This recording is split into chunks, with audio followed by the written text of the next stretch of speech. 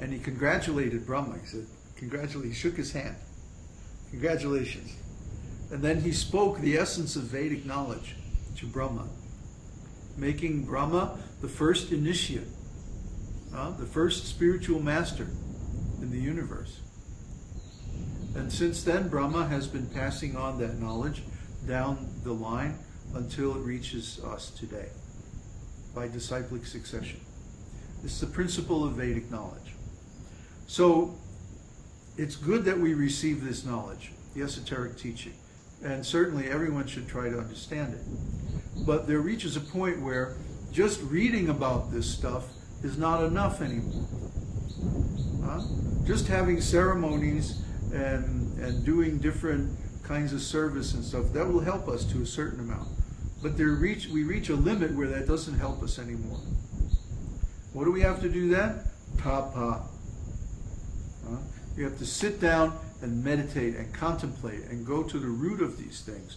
And then pray to Kṛṣna sincerely, please enlighten me. That means knocking on the door, like it says in the Bible. Ask and you shall receive. Is he talking about money? If I ask for money, then God will give me money. Knock and it shall be opened to you. What's he talking about? The bank vault? If you knock? New car. Yeah, right. This is mystical language. He's speaking in concrete words about something that's very subtle, very spiritual. That's our fan club, the yellow birds. They come every day. Anyway,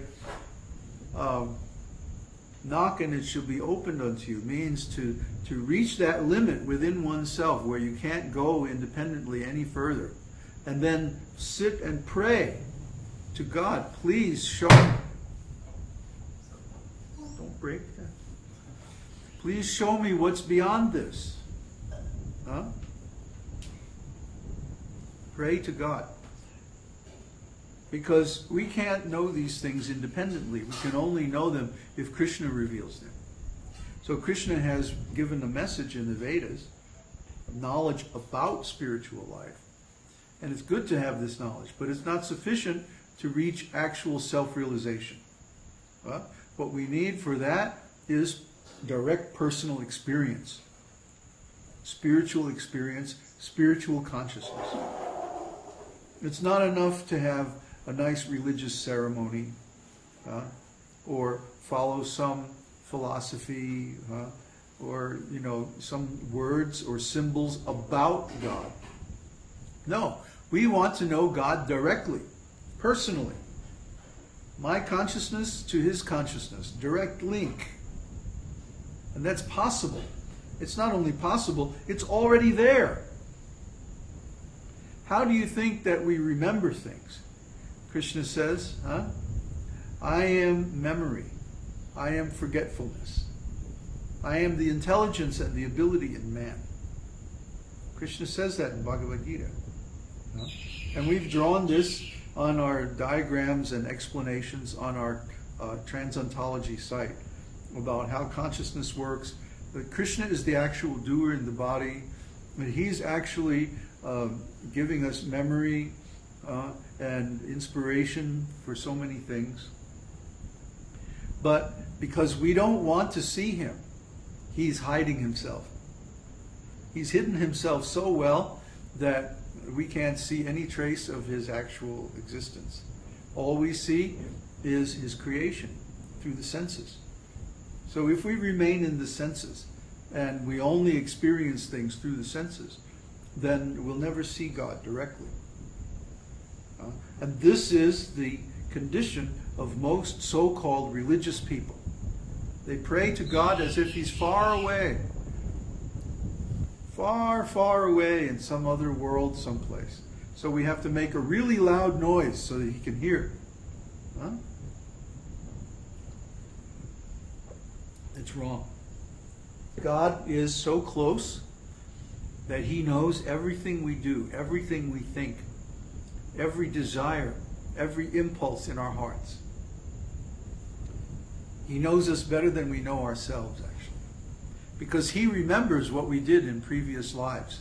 He says that to Arjuna in Bhagavad Gita. I remember what you did in the previous life, but you forget. So we have this desire to exploit and enjoy the material world, and so we become focused, like obsessed with the material senses. But that's not all there is. In fact, that's actually a very, very small subset of the reality. But because we've forgotten the world of consciousness, that we cheat ourselves out of all the wonders and joys that we could experience when we come to know our consciousness as it is, and also connect with God. Because we're not going to connect with God on the level of the material senses. We're going to connect with God on the level of consciousness, because that's what God is. The Vedanta Sutra begins with the words, Tato Brahma Jignasa. Now is the time to inquire into Brahman. What is Brahman? The source of everything. Janmad yasya yataha. So God is the source of everything. That includes our own self, our soul, our consciousness. So if God is the source of our consciousness, if we follow our consciousness back to its source, we'll find God. And that is the case. That is my experience.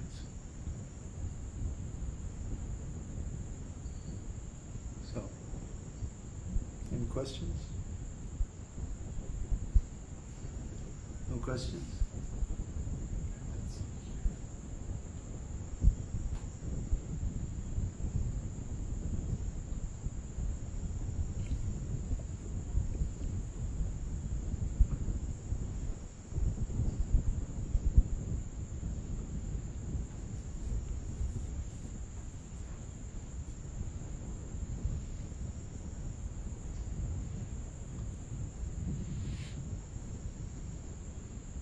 See, when we talk about these things that are transcendental, it's like people's intelligence becomes stunned. Because we're talking about things that are beyond their experience. So they're like, what? Their intelligence becomes stunned because we're used to inquiring within a certain domain of material consciousness. And then when we go beyond that domain, it's like we get lost. There's no signposts, there's no way to measure where we are or who we are or what's going on. That's why it's very important not to change the meaning of the scriptures. You know, like now they're trying to change Prabhupada's books and so many things. And this is very dangerous, very stupid. Because the real meaning, the original meaning, is very clear. But it's uncomfortable for people. If we have to like give up these material senses and just go into this world of consciousness, where everything is just like light and stuff, oh my God, now what are we going to do? So we change the meaning to make ourselves comfortable. Oh, it doesn't actually mean that we come naked face to face with God in pure consciousness. It actually means we just perform these little rituals and go out and collect some money, and then it's all okay. Either they're afraid to do that or they can't do it. And so they have to change. They have to change the meaning so that then they have some meaning that they like. Yeah. So what makes us comfortable? What makes us feel like we're in control? If we start talking about this mysticism stuff, it freaks everybody out. It's too weird. What do you mean? Consciousness? Okay, you have to speak up now. Okay, so the question that I have is, every living entity is also conscious and spiritual. And so suppose I'm interacting, say, with Connor, And Connor then is part of the contents of my consciousness.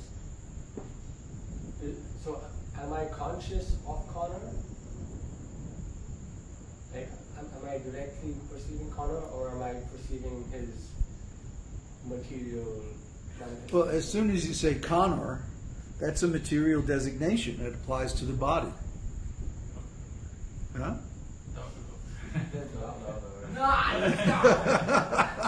No. Spiritual name. Yeah, we got to give you a spiritual name. We're going to give you a spiritual name. You want a spiritual name? I want a spiritual name. Okay. Kanai Das. Kanai Das. Kanai. Kanai. Kanai. Kanai. Not can. Kan. Kan. Kanai Das.